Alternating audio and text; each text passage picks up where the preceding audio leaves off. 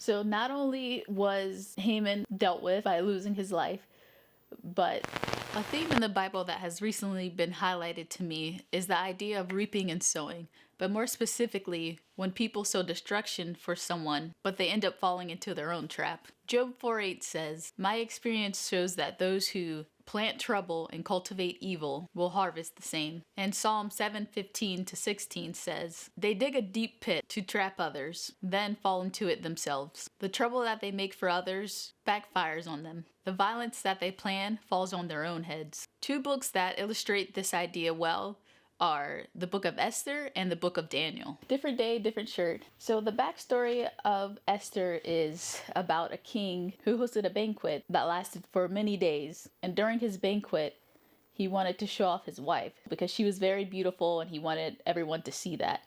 So he called for his wife. He sent his servants to go get his wife, and she said no, she didn't come.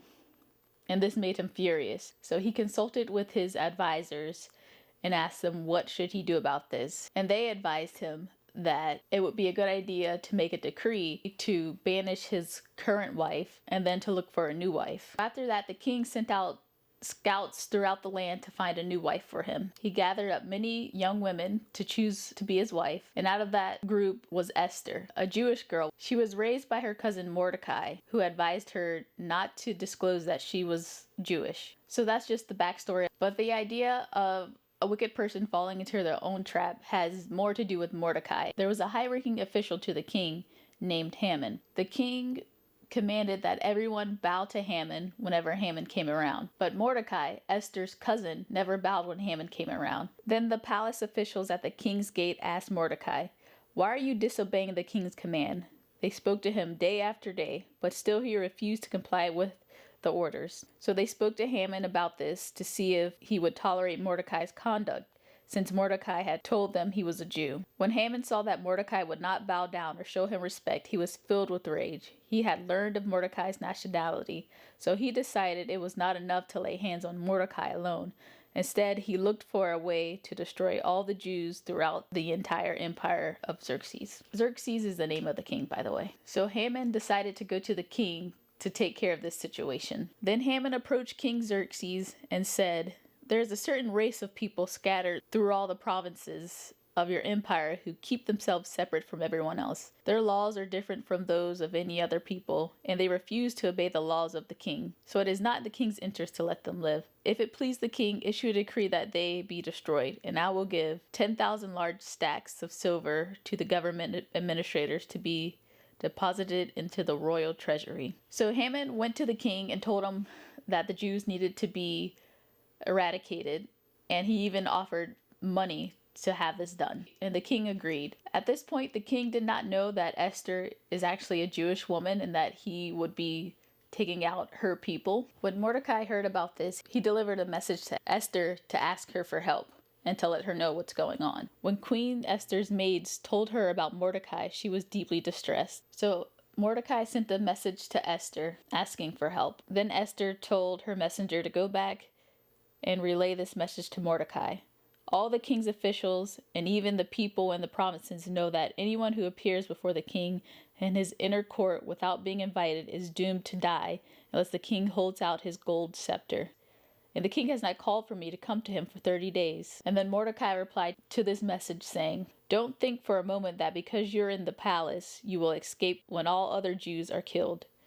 If you keep quiet at a time like this, deliverance and relief for the Jews will arise from some other place. But you and your relatives will die. Who knows if perhaps you were made queen just for a time as this." And then after that message, Esther decided that she would go talk to the king. She would take the chance. And she told Mordecai and everyone else to fast. So Esther went to the king. On the third day of the feast, Esther put on her royal robes and entered the inner court of the palace, just across from the king's hall. The king was sitting on his royal throne facing the entrance. When he saw Queen Esther standing there in the inner court, he welcomed her and held out the golden scepter to her. So Esther approached and touched the end of the scepter.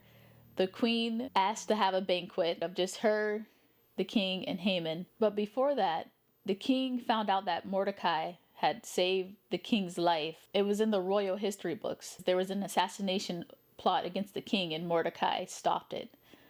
So he asked other officials if Mordecai had ever received his reward, and they said no. So he asked Haman, what type of reward should a person receive from the king?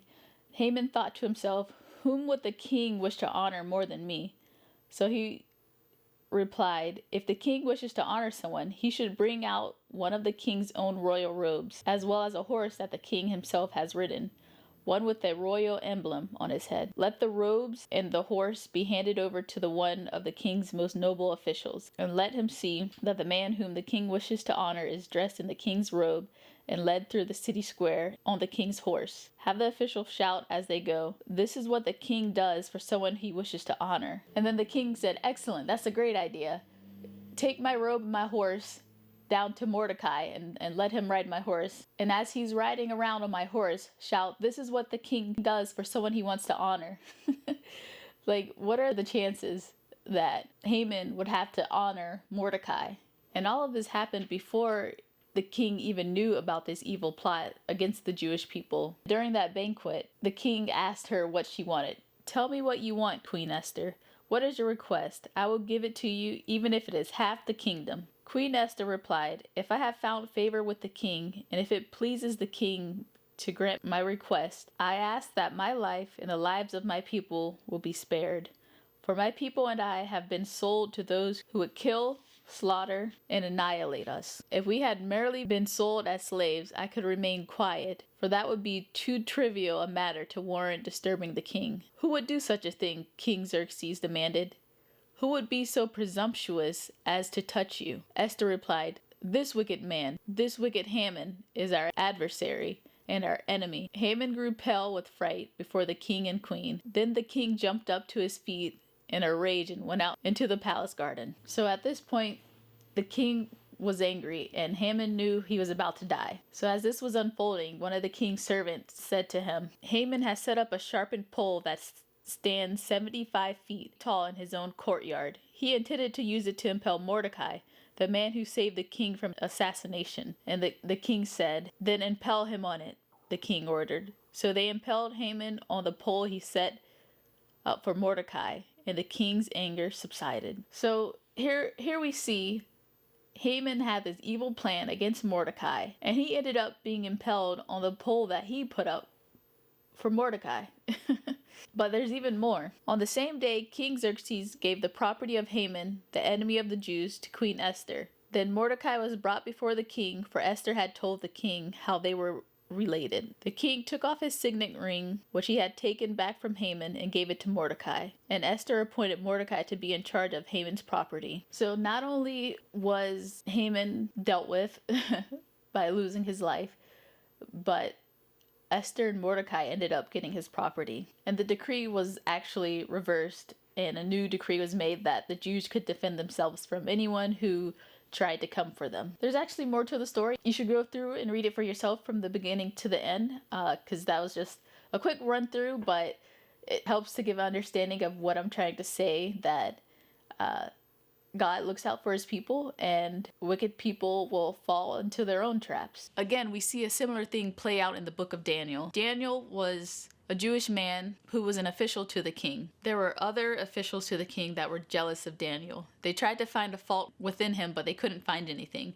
So they devised an evil plan against Daniel, going to the king and convincing him that people should only pray to him, the king, and no one else. They knew that Daniel would break this law because 3 times a day Daniel prayed to his God. So Daniel ended up breaking the law, and he was thrown into a lion's den to be eaten alive. And what's interesting about this is that the king favored Daniel. He didn't want this to happen, but the decree was already made and it couldn't be taken back. Daniel had to go into the lion's den, even though the king didn't want it. When Daniel was in the lion's den, God protected him by sending an angel to shut the lion's mouth, so he didn't get eaten alive. And then the next morning, when the king went to check on Daniel to see if he was okay, he seen that he was alive, and he gave glory to God for keeping Daniel alive. But as for the people who devised the evil plan against Daniel, they were thrown into the lion's den by the king. And not only that, Their wives and children were also thrown into the lion's den. God is faithful to look out for his people. This is a reminder that we don't need to get even with people whenever they do us wrong. In the Bible, God says, I will take revenge. I will pay them back. Their day of disaster will arrive, and their destiny will overtake them. This doesn't mean that every time someone does us wrong,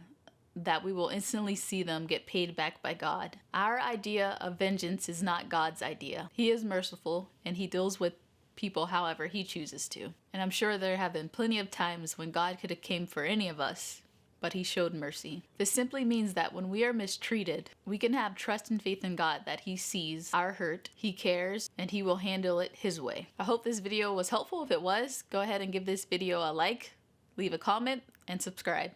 I'll see you in the next video.